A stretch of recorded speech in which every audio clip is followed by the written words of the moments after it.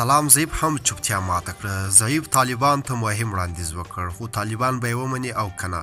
همدا ټول معلومات را سره په همدې ویډیو کې وګورئ. السلام علیکم د آریانا پلس قدرمنو لیدونکو ستړي مه شئ، وخت مو په خیر. سلام زیب د طالبانو د حکومت یو مهم چارواکی و.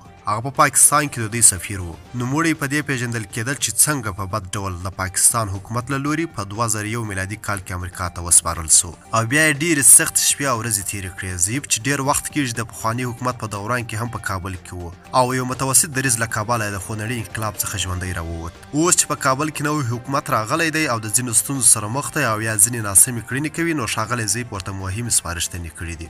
سلام زیب د ټولنیزو رسنیو له لارې په یو لیکنې کې ویلي دی چې د حکومت د بریالي کېدو راز دا دی چې حکومت ملي مشروعیت ولري او د ټولو لوري له طرفه پکې ځان ولیدل سي.